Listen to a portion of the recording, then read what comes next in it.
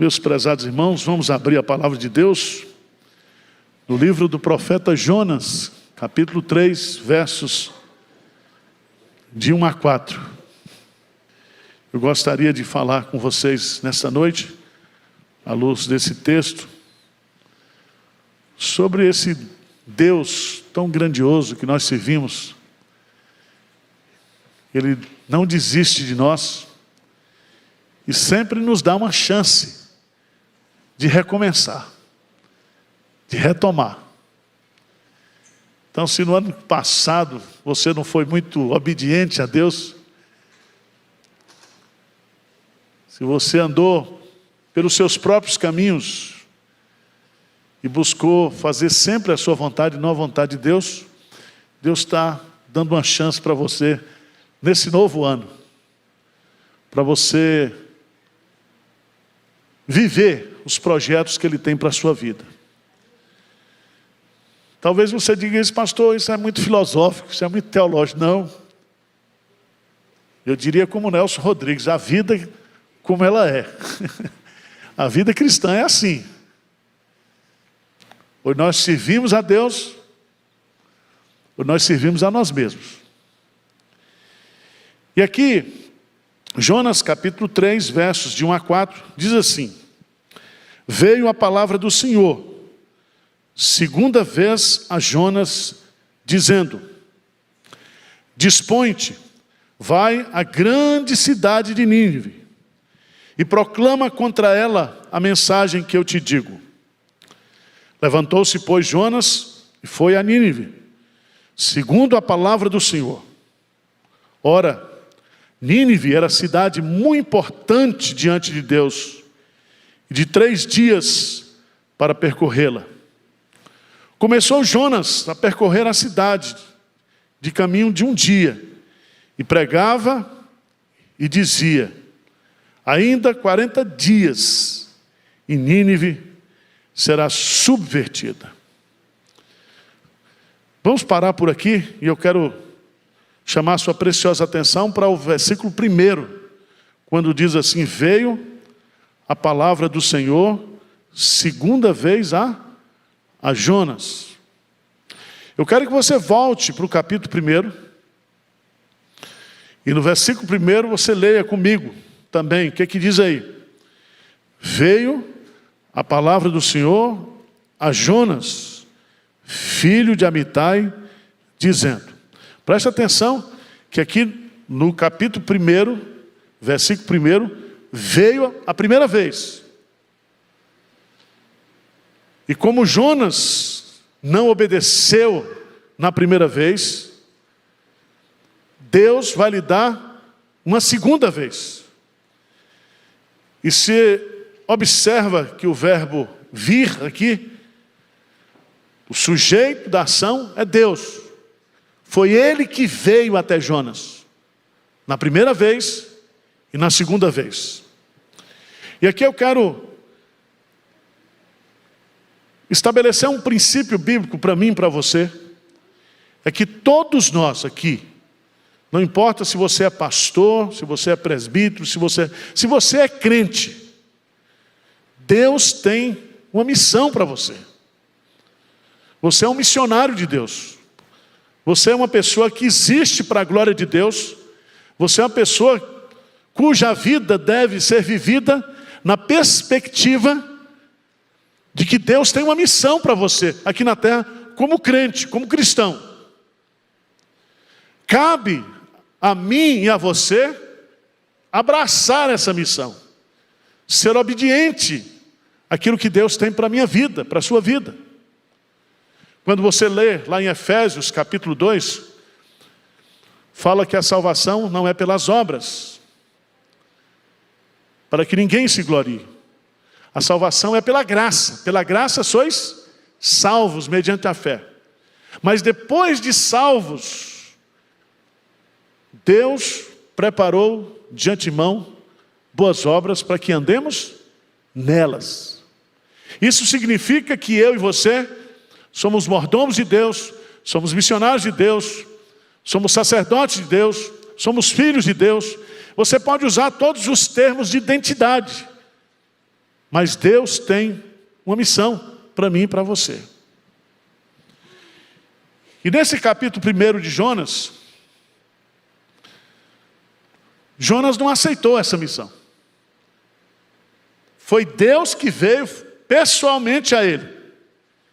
Veio a palavra do Senhor a Jonas.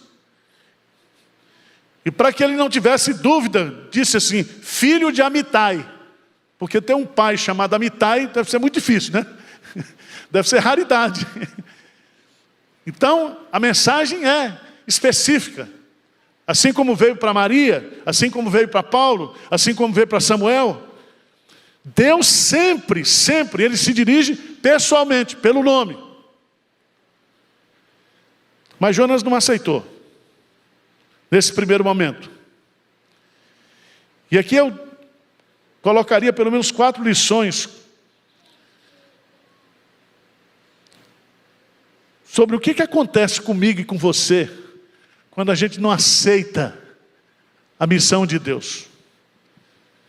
Preste atenção, no versículo 3, Jonas se dispôs, mas para fugir da presença do Senhor.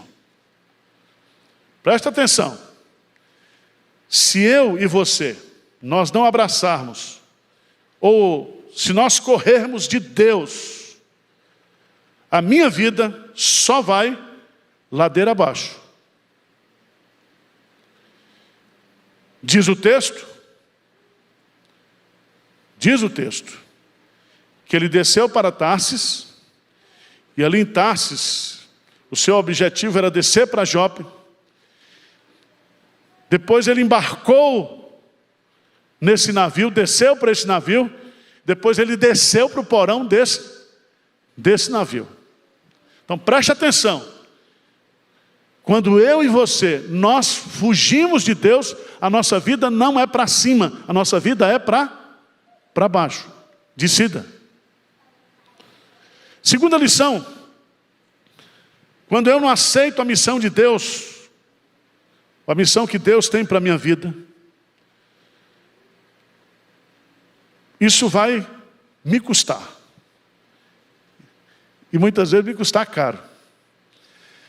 Se você observar no texto aí, no versículo 3, diz assim, pagou, pois, a sua passagem e embarcou nele para ir com eles para Tarsis, para longe da presença do Senhor.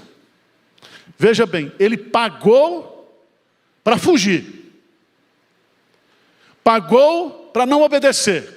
E tem muita gente hoje que está pagando para não fazer a vontade de Deus, para fugir do projeto que Deus tem para a sua vida. E é tão interessante porque Charles Spurgeon, ele diz que quando eu não tenho dinheiro para pagar, o diabo manda alguém pagar para mim. Ele sempre terá, o diabo sempre terá um agente financiador para fazer com que eu e você, nós não obedeçamos a Deus, pelo contrário, fujamos da presença de Deus.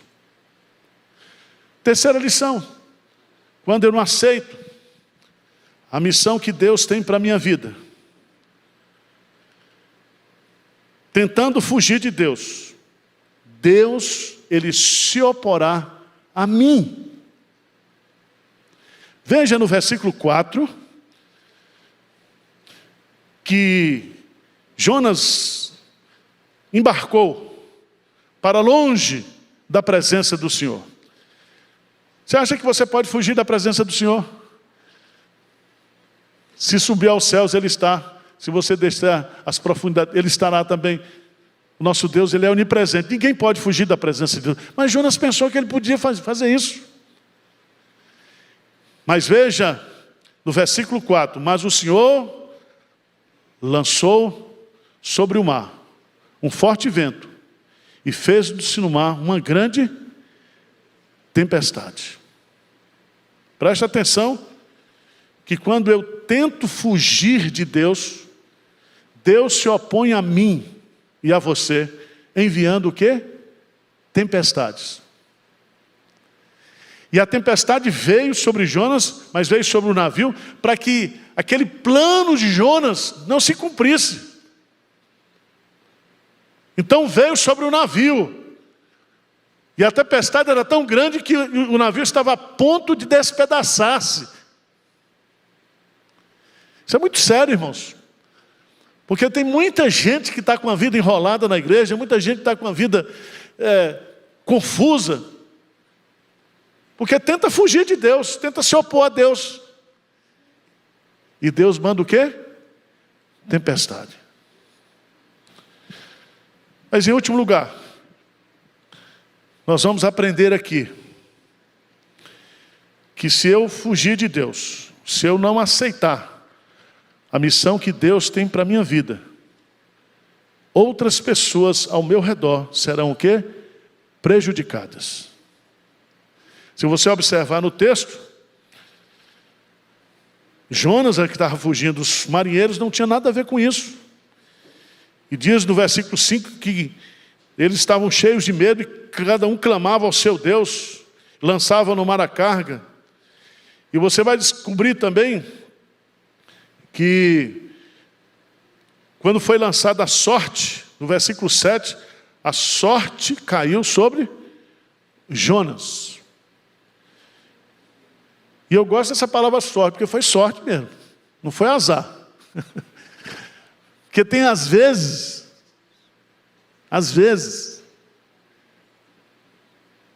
a sua sorte é o seu azar.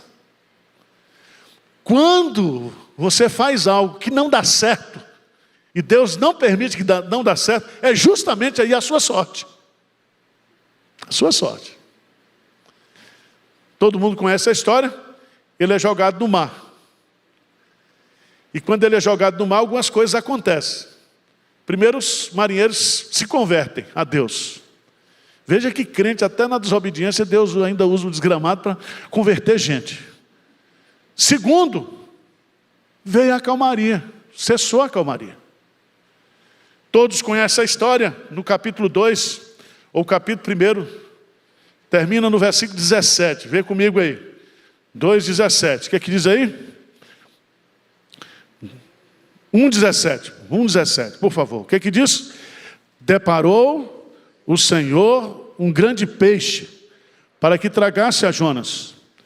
E esteve Jonas 3 dias e 3 noites no ventre do peixe. Quem foi que deparou o peixe? O Senhor. E durante aqueles 3 dias e aquelas 3 noites, Jonas ora. Jonas era bem presbiteriano. Ele só ora quando a coisa está feia. Quando ele está no sufoco. Quando ele está ali nas entranhas daquele peixe. E ali ele faz a belíssima oração que está aí no capítulo 2. Quando ele termina de orar, veja, por favor, no versículo 10 do capítulo 2. O que é que diz aí? Falou, pois, o Senhor a quem? Ao peixe. E esse vomitou a Jonas na terra. Veja que isso é irônico. Porque a quem Deus falou, todo mundo obedeceu. Só não Jonas. Ele falou para o vento, veio a tempestade. Falou para o peixe, engoliu a Jonas. Falou para o peixe, vomitou Jonas. Todo mundo obedeceu a ordem de Deus. Só não Jonas. Mas aí chegamos no nosso texto básico. E aí veio a palavra do Senhor, segunda vez, a Jonas, dizendo. E aqui eu quero tirar pelo menos umas 5 lições básicas. Porque Jonas aqui, ele tentou fugir da presença de Deus, mas Deus vai lhe dar o quê? Uma segunda oportunidade. Como está dando para mim e para você nessa noite, você que está nos assistindo.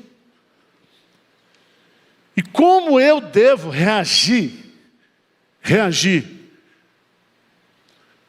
quando Deus resolve me dar o quê? Uma segunda oportunidade, uma segunda chance. Primeira lição que eu aprendo nesse texto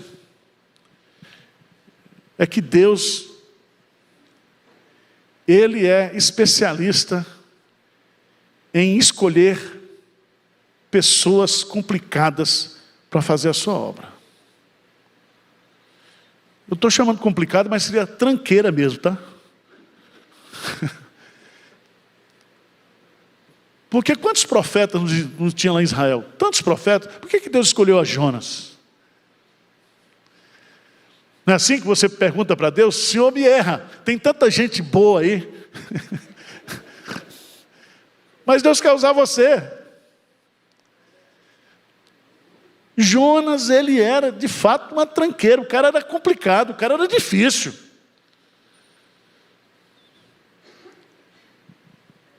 Ele pensou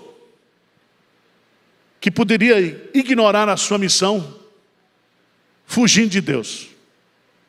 Veja que isso aqui sou eu e você. Principalmente quando a missão, e geralmente ele nos chama para missões o quê? Impossíveis, difíceis, complicadas. Segundo, Jonas era uma pessoa complicada, porque ele era preconceituoso. Ele conhecia quem eram os ninivitas, ele sabia quem eram os ninivitas, eram inimigos de Israel. E ele, com seu preconceito, o seu xenofobismo, ele não queria que Deus convertesse os ninivitas. Ele queria que os ninivitas fossem para o inferno. Você acha que tem isso hoje ou não? Preconceituoso. Por isso que eu valorizo essas pessoas que estão trabalhando na frente, na Cracolândia, trabalhando com drogado, trabalhando com morador de rua, trabalhando em lugares difíceis, em lugares remotos, sem promoção, sem divulgação, sem nada. Eles estão onde nós deveríamos estar, eles estão lá fazendo a obra de Deus.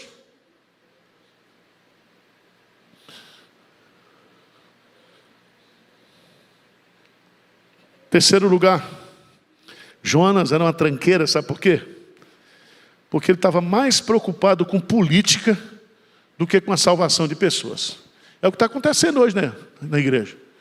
Os pastores, os líderes, todo mundo preocupado com política. E Jonas, ele era um profeta que estava ligado ao rei de Israel. E Deus não estava preocupado com política. Deus estava preocupado com a salvação daquele povo. Sabe por quê? Porque ali, veja no versículo 11 do capítulo 4, diz assim: não hei de eu ter compaixão da grande cidade de Nínive, em que há mais de 120 mil pessoas que não sabem discernir entre a mão direita e a mão esquerda, e também muitos animais. Eu quero chamar a sua atenção aqui, irmãos, que é importante você conhecer política, é importante você votar corretamente, é importante você ter posições, principalmente oriundas da palavra de Deus. Mas você não pode permitir que política seja mais importante do que a salvação das pessoas. Vocês estão entendendo ou não? Jonas estava com isso na cabeça.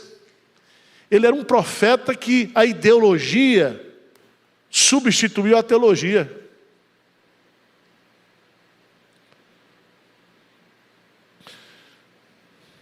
Mas você vai observar também que Jonas era uma tranqueira. Sabe por quê?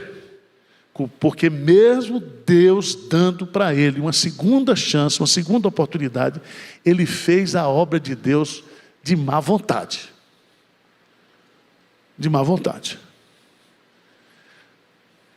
Aí você diz, mas esse Jonas era complicado. Pensa em você.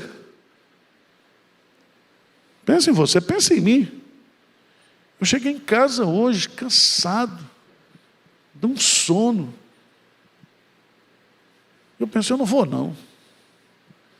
Conexão com Deus. Isso porque tem ar-condicionado, eu tenho um carro, saio, venho, não tem perseguição. Quantas vezes, irmãos, a gente faz a obra de Deus o quê? relaxadamente. Eu me lembrei que eu era pastor e que o pastor Edão não estava aqui. E que eu tinha que pregar. Quantas vezes a nossa luta é contra nós mesmos, a nossa má vontade, a nossa relutância. E a gente sempre tem argumentos para justificar isso. Para justificar. Então a primeira lição que eu quero que você aprenda é que Deus dá segunda chance para crentes complicados. Tá certo? Então, se você é complicado, Deus vai lhe dar novas oportunidades. Segunda coisa muito importante no texto é que você tenha consciência que essa segunda oportunidade vem de Deus. Porque diz aí, veio a palavra do Senhor, segunda vez a quem? A Jonas. Então essa segunda chance não foi por mérito pessoal, não foi porque ele se arrependeu lá no ventre do peixe. Não, aquela segunda oportunidade era um presente de Deus, era um privilégio que Deus estava dando para ele. Então não entenda a vontade de Deus como uma coisa de meritocracia, eu mereço isso. Não, meu irmão.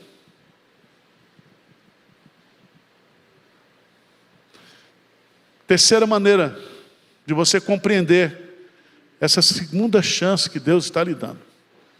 Primeiro, Ele vai usar você mesmo, tranqueira do jeito que você é. Segundo, é Ele que está lhe dando essa segunda chance. Terceiro, você precisa se dispor, obedecer. Porque quando a palavra veio segunda vez a Jonas, veja no texto, lê comigo o versículo 18, o versículo 2, 3:2, o que diz? Dispõe-te, vai à grande cidade de Nínive e proclama contra ela a mensagem que eu te digo. Levantou-se, pois, Jonas e foi a Nínive, segundo a palavra do Senhor. Esses detalhes do texto são importantes para você entender aqui, que quando ele ouviu, ele se dispôs, não para fugir mais, mas para obedecer. E Deus, Ele não desperdiça a palavra, porque Ele diz assim, dispõe-te. Esse verbo aqui significa, levante-se mesmo, tenha disposição. Vença a sua apatia, vença a sua desobediência, vença o seu enfado, vença tudo, dispõe-te. Dispõe-te e vai. E ele dá uma palavra aqui de disposição, dá uma ordem para ir, dá uma ordem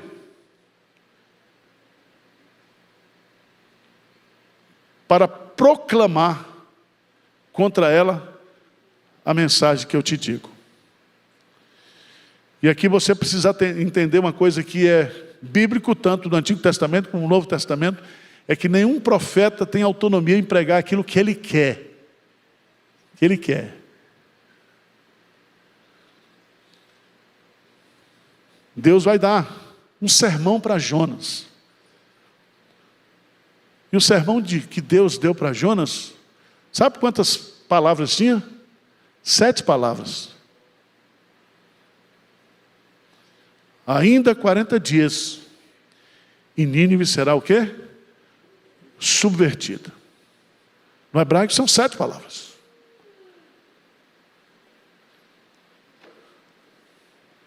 Então preste atenção. Você pode ser um grande pregador. Você pode achar que, através do seu conhecimento, da sua habilidade, da sua capacidade, você pode realizar muitas coisas para Deus. Mas aqui no texto, Deus é bastante específico. Proclama contra ela a mensagem que eu o quê? Te digo. O que eu digo para você, você vai dizer para a cidade. Você não tem autonomia. Por isso que Paulo diz a Timóteo, prega a palavra a tempo e fora de tempo. Nós não temos autonomia na mensagem.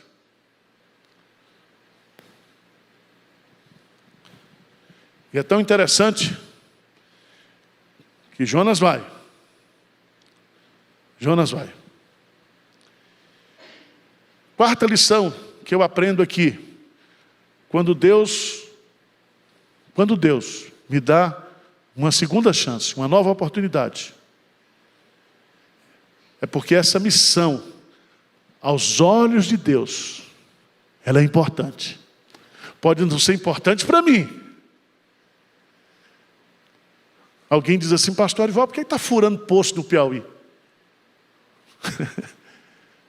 Furar poço no Piauí, você sabe o que significa furar um poço no semiárido nordestino, numa comunidade de famílias que não tem água para beber, que não tem saneamento básico, que não tem luz elétrica. Sabe o que significa isso? E são nossos irmãos em Cristo que estão lá, os nossos irmãos na fé. Talvez isso não seja importante na visão de muita gente, mas aos olhos de Deus isso é o quê? É importante. Veja no texto, por favor, no versículo 3, a última parte. O que é que diz aí? Ora, Nínive era cidade muito importante, diante de quem? De Deus. Se você for fazer uma história, um estudo sobre os ninivitas, esses homens eram os homens mais cruéis, era o povo mais odiado, era a capital da Síria, que havia de invadir o reino norte, de destruir o reino norte, era um povo odiado. Mas aquilo que às vezes é desimportante, não é importante aos meus olhos, é importante o que aos olhos de Deus. Então pense nisso. Se Deus está chamando você para uma missão, você tem que entender, mas essa missão é tão frajutazinha, tão simples. Eu seria um negócio assim, eu queria ser embaixador em Paris, na França. Eu vou trabalhar com pobre. Eu vou pregar o evangelho. Quantas pessoas não pensam assim? Né?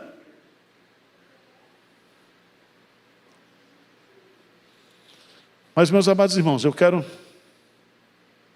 concluir chamando a sua preciosa atenção. Que Deus, Ele nos dá uma segunda chance para mostrar que Ele é Deus. Que quem faz a obra relaxadamente, com má vontade, com relutância, somos nós. E louvado seja Deus, porque os resultados da obra não dependem de mim nem de você.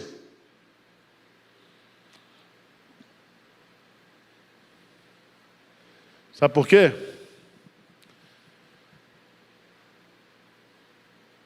Porque quando, em 3 dias, ele pregou ali, veja no versículo 5. Versículo 5, 3:5, o que diz? Os ninivitas creram em Deus e proclamaram um jejum e vestiram-se de panos de saco, desde o maior até o... Pergunta que eu faço para você é quem que foi que converteu essa... Preste atenção, irmãos, na história, não existe um sermão, nem Jesus pregou um sermão que gerou 120 mil conversões. Ninguém, nem John Wesley, nem George Whitefield. Você pode pregar os pregadores, Moody. Agora essa tranqueira chamada Jonas.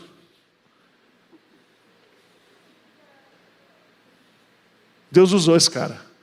E aí a nossa chance é grande. O pessoal disse, se Deus usou a arcada de um jumento e usou uma mula falando, nós temos chance. E é tão bonito isso, porque Jonas depois ficou deprimido, ficou desgostoso, porque ele estava envolvido com política, com ideologia, ele tinha ódio no coração. Mas Deus tratou dele. Deus tratou dele. E deu uma lição muito forte para ele, lá no versículo 10. Quando Jonas está sentado debaixo de uma planta, e Deus manda o verme, e o verme mata a planta, e ele fica furioso, irado. E Deus pergunta para ele no versículo 9, é razoável a minha ira até a morte? Tornou o Senhor, tens compaixão da planta que não te custou trabalho, a qual não fizeste crescer, que numa noite nasceu e numa noite pereceu, e não hei de eu ter compaixão da grande cidade de Nínive? O nosso Deus é o Deus de toda compaixão. Às vezes nós estamos tendo compaixão por bicho, por planta, por coisas, mas nós não estamos tendo compaixão por pessoas. E o nosso Deus, Ele quer salvar pessoas. Amém?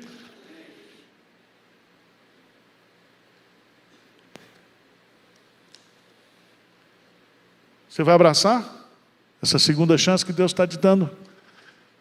Esse ano vai ser o ano que você vai se arregimentar e vai dizer, Senhor, eis-me aqui, eu quero trabalhar para o Senhor, eu quero fazer a Tua vontade na minha vida, eu quero cumprir essa missão que o Senhor tem para me dar. Pense nisso. Pense nisso. O grande personagem do livro de Jonas não é Jonas, é Deus. E Jonas reconhece isso quando ele ora. Ele diz assim, a salvação vem do Senhor. Não somente a salvação do crente, desobediente, mas a salvação daqueles que estão perdidos. Deus é o autor da salvação. Amém?